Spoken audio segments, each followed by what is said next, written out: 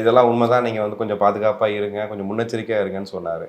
அடுத்து பேசும்போது இல்லை அவ்வளோ பயப்பட தேவையில்லை அப்படிங்கிறாரு. இப்போ இதுதான் உண்மை. பெருசாக மிரட்டி விட்டுட்டு சின்னதாக ஏதாவது ஒன்று பண்ணோன்னா அப்போ நீங்களே திருப்தி ஆயிருங்க. நல்ல வேலை ஜி இருக்கிறனால தப்பிச்சோம், சொல்லிட்டா முன்னாடியே சொல்லிட்டு பெருசாக வரும்னாரு. ஆனால் நல்ல வேலை வரல. அது காரணம் என்ன? ஜியோட நிர்வாகத்திறமை தான். அவர் பேசி ஈசி மெரோனிட்ட பேசி கச்சா எண்ணெய் வாங்கி நமக்கு ரேட்டு கம்மியாக்கி கொடுத்து நம்மளை வாழ வைக்கிறாருன்ற ஒரு சீனை கிரியேட் பண்ணுறது தான் பண்ணுறாரு. அப்போ கச்சா எண்ணெய் விஷயத்தில் ஏன் ரஷ்யா கிட்ட போகக்கூடாதுன்னு அமெரிக்கா இந்த அளவுக்கு பிடிவாதமா? ரஷ்யாவுக்கு அமெரிக்காவுக்கு பிடிக்காது. அதனால் அங்கே என்னோட எதிரி கடையில் நீ வாங்கக்கூடாது, வாங்கினா கையை காலை உடச்சிடுவேன்ற மாதிரி தான். உடனே இவரும் வந்து தூரத்தில் போய் வாங்கிட்டு வர்றாரு. இப்போ டீ வலசரவாக்கத்தில் இருக்கீங்க, டீ சாப்பிட்றதுக்காக திருவல்லிங்கேணி போகிற மாதிரி கதை.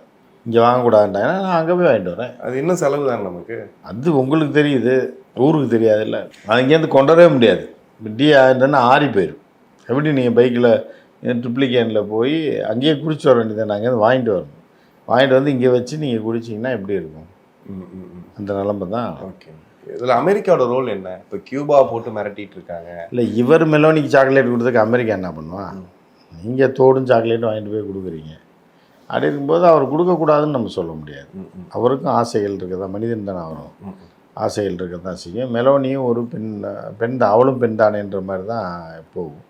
போய் கொடுத்துட்டு வந்திருக்காரு, தோடு கொடுத்துருக்காரு, சாக்லேட் கொடுத்துருக்காரு. இதில் என்ன தப்பு இருக்குது? ஓகே, இல்லை இப்போ கியூபாவை போட்டு அமெரிக்கா நெருக்கடி கொடுக்குது இல்லையா? அதுக்கு என்ன காரணம்? எதுக்காக இந்த அளவுக்கு அமெரிக்கா நடந்துக்குது? அது ஏற்கனவே அது பெரிய கதை. அது வந்து இப்போ போய் திடீர்னு நீங்கள் கேட்டிங்கன்னா எப்படி சொல்லுங்கள்? ஒரு நாவலை போய் எந்த கதை படிக்கிற நேரத்தில் பக்கத்தில் இருக்கவன்ட்ட ஒரு கதை புக்கு படிச்சுக்கிட்டு இருக்கான்.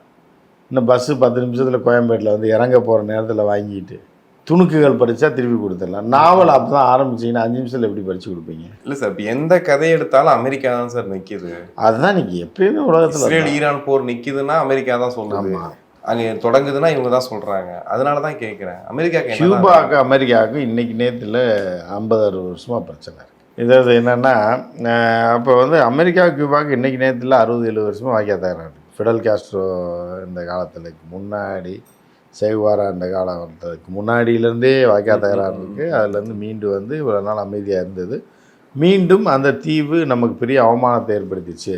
60-70 வருஷமாக நமக்கு அடங்காமல் இருந்து ஒருத்தன் வாழ்ந்துட்டான் அப்படின்னா அவனை நல்லா வாழ விடக்கூடாதுன்றது அமெரிக்காவுடைய. அதனால தான் இப்போ ஈரானில் அடி வாங்கினதுனால ஏதாவது செஞ்சு தப்பிக்கலாமான்னு பார்க்குறேங்க. அதை பிடிச்சினாலும் தப்பிச்சிருவோம் அப்படின்னு.